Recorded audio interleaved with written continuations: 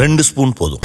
Line date syrup, இதுல iron, fibre, vitamins, நோய் எதிர்ப்பு சக்தி அதிகமா இருக்கு. Lion date syrup.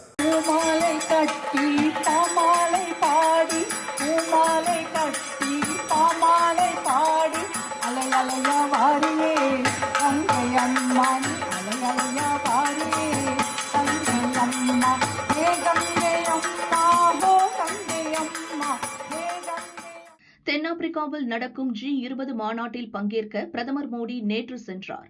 ஜோனஸ்பர்க் நகரில் மோடிக்கு இந்திய வம்சாவளி இந்தியர்கள் உற்சாகமாக வரவேற்றனர்.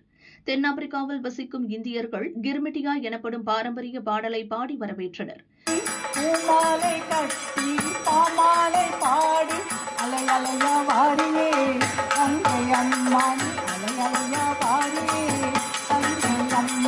கிர்மிட்டியா பாடலை நாட்டுப்புற பாடகி அம்பிகா தமிழல் பாடினார்.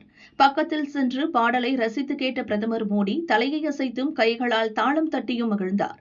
இது தொடர்பாக அவர் தமிழிலேயே ஒரு பதிவையும் பதிவிட்டார். ஜோகன்னஸ்பர்கில் தென்னாப்பிரிக்காவின் கிர்மிட்டியா பாடலுடன் கங்கா மையா நிகழ்ச்சியை கண்டது எனக்கு மகிழ்ச்சியையும் நெகிழ்ச்சியையும் தந்தது. இந்த நிகழ்ச்சியின் மற்றொரு சிறப்பம்சம் இந்த பாடல் தமிழில் பாடப்பட்டது. பல ஆண்டுகளுக்கு முன் இங்கு வந்த இந்தியர்களின் நம்பிக்கையையும் அது தொடர்பான மனப்பான்மையையும் இந்த பாடல் தன்னகத்தே கொண்டுள்ளது. வாழ்க்கையில் அவர்கள் ஏராளமான துன்பங்களை சந்தித்தனர். ஆனால் அது அவர்களின் ஊக்கத்தை குலைக்கவில்லை. பாடல்கள் மற்றும் பிரார்த்தனைகள் மூலம் அவர்கள் தங்கள் இதயங்களில் இந்தியாவை உயிர்ப்புடன் வைத்திருந்தனர். எனவே இந்த கலாச்சார தொடர்பு உயிரோட்டமாக இருப்பதை காண்பது மெச்சத்தக்கது என மோடி கூறியுள்ளார். 19 மற்றும் 20ஆம் நூற்றாண்டுகளில் பிரிட்டிஷாரின் ஆட்சி காலத்தில் இந்தியாவிலிருந்து ஒப்பந்த தொழிலாளர்கள் பிஜி, மொரீஷியஸ், தென்னாப்பிரிக்கா, கரிபியன் போன்ற நாடுகளுக்கு அனுப்பப்பட்டனர். அவர்கள் தோட்டங்களில் கூலி வேலை செய்ய வைக்கப்பட்டனர். அப்படி அனுப்பப்பட்ட இந்திய தொழிலாளர்கள் தான் கிர்மிட்டியா என அழைக்கப்பட்டனர். இவர்களில் தமிழ்நாட்டை சேர்ந்த தொழிலாளர்களும் அடங்குவர். வெளிநாடுகளில் துன்பங்களை அனுபவித்த போதும் இதுபோன்ற பிரார்த்தனை பாடல்களை பாடி ஒன்றுபட்டு இருந்தனர். அந்த பாடலே கிர்மிட்டியா பாரம்பரிய பாடலாக தென்னாப்பிரிக்காவில் போற்றப்படுகிறது.